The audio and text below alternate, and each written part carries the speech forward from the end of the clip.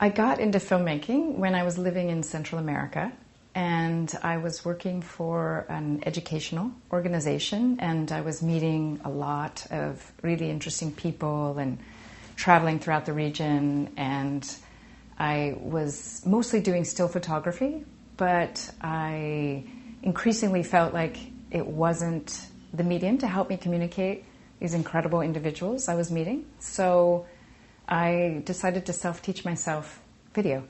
And I think it was the power of people's stories that drew me into filmmaking. I love people. I like meeting people. And maybe it was this sort of pretext for learning more about people. The Waterfront, a documentary film I made about 10 years ago, takes place in Highland Park, Michigan, which is where Henry Ford invented the assembly line. And when I came into that community, it was a community in conflict. And people were very upset because there was really the threat of privatization, but people had very different stakes around that.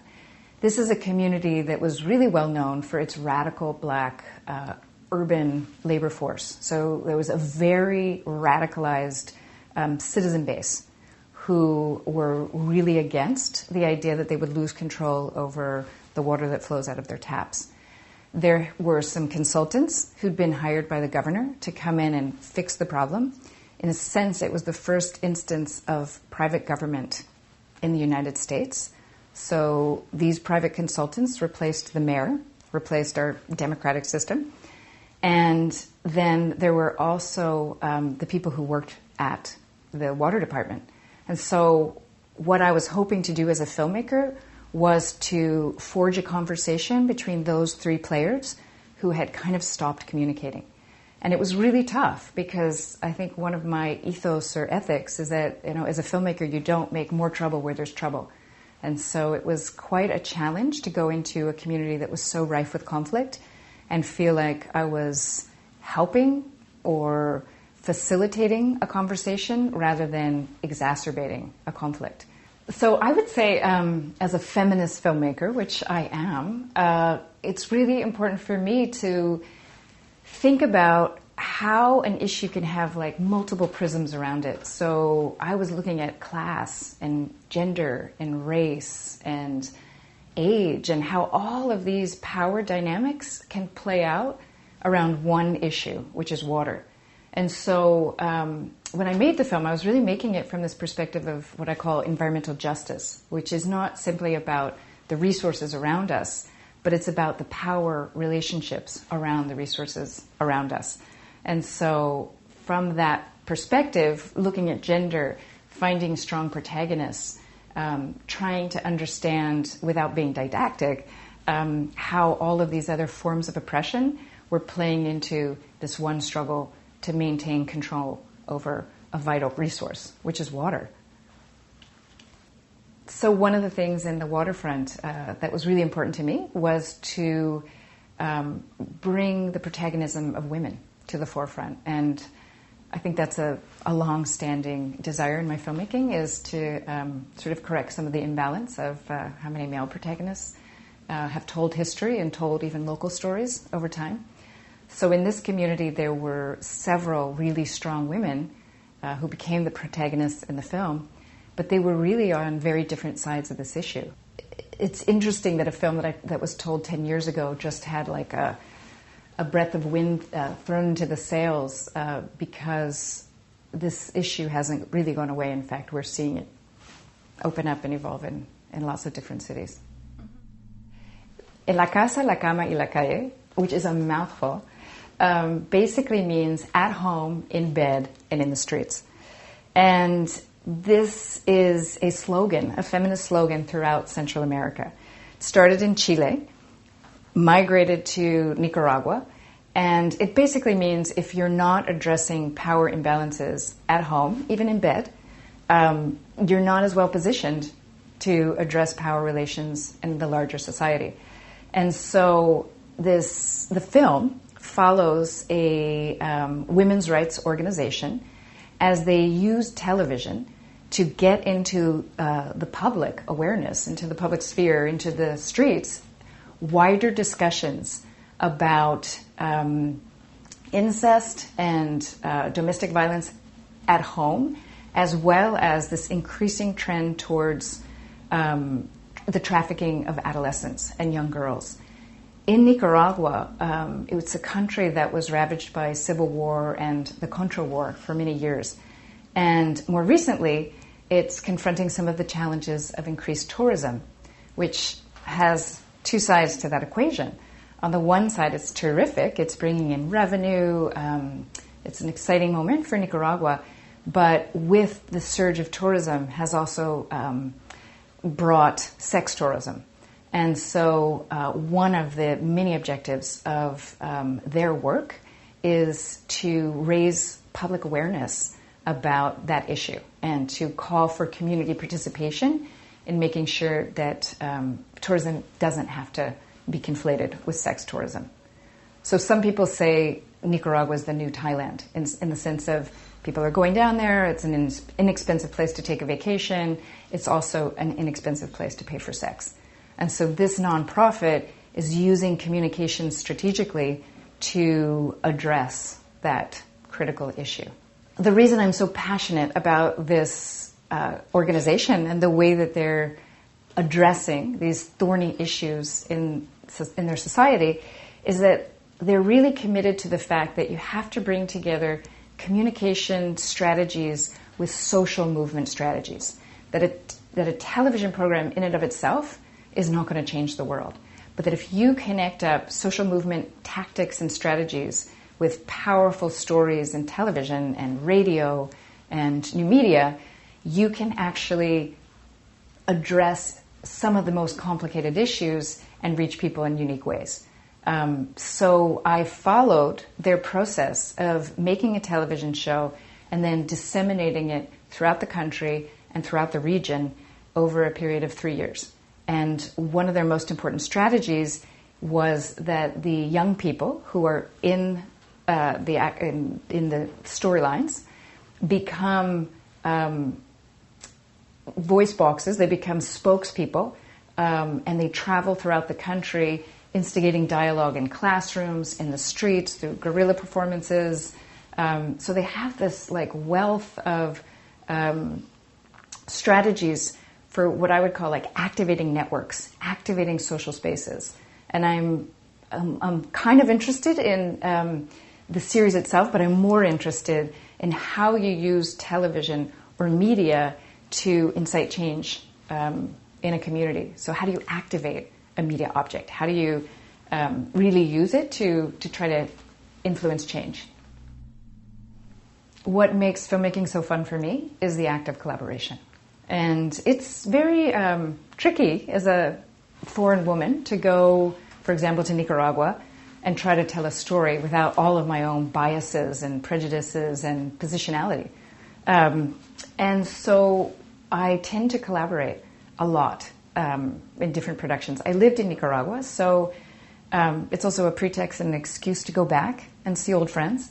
But this was a deep collaboration. The making of En la Casa, La Cama y La Calle, at home, in bed, and in the streets, was a collaboration with the group itself. I think there's so many ways to impact change in the world. And sometimes it means going out into the street. And other times it means writing a letter. And I guess for me, my way of being active in the world and an activist about the things I care the most about has been to make films. And it gives me an opportunity to contribute something around a struggle that I care deeply about. So when I was making The Waterfront, I had no budget for that film. I made it solo. It's like solo filmmaking experience. It was lonely, it was hard, it was long. But I cared so much about that issue, and I cared so much about the people in that community that once I had started it, I couldn't really stop. And so it was... filmmaking for me is not really about a business, because I actually teach full-time. And that gives me the privilege to tell the stories that I think aren't being told, or that I think need to be told. And so I've had that good fortune of really being able to make films about the things I care the most about. And that really is about looking at the injustices across different areas. Sometimes it's the environment, sometimes it's violence against women. The issues change, but what I'm trying to do is use film to tell stories, to shift consciousness. I make documentaries, but I also do a lot of participatory media projects. And a long-term project I worked on was called Mapping Memories. And it was a project with youth with refugee experience here in Montreal. And it was crazy because I actually put down the camera for 7 years as I engaged in that project. So sometimes a filmmaker isn't always behind a camera, but is facilitating media experiences that permit other people to tell their own stories on their own terms. And I think this is increasingly important in the digital age and with, increasing access to cameras and technology. I think the most important thing in filmmaking and participatory processes is the relationships that you form with the people that you're collaborating with, helping them to tell stories that you feel that you passionately feel that somebody else needs to hear. And so it can be a small niche audience, or it can be a cinema politica audience, which is one of the best kinds of audiences. But that collaboration with the people that you're helping to tell those stories is probably one of the most significant parts of storytelling in documentary. I think there's so much complexity in reality that I'm still trying to figure out how to tell good stories. The creative treatment of actuality, just trying to tell stories that are evolving around us. There's quite a lot of drama, intensity, conflict. It may be that later on I use other forms like fiction, but for me, documentary is not just a form, but it's a method, and it's been a method that has permitted me to deeply engage with people and with issues that I care about. And so perhaps another form would mean more research and time on my own. But what I love is really collaboration with people and being in the field and learning things. I think most of my really important learning has happened through people. And so I guess it's an ideal format for me. I'm from the US, which quite honestly offers very little support to documentary filmmaking. And coming to Canada was really an amazing experience to see that there was more support for documentary production. But we're seeing a lot of that being cut back. And what we're seeing, I think, is an increasing trend towards the model of the US, which is more private investment in filmmaking.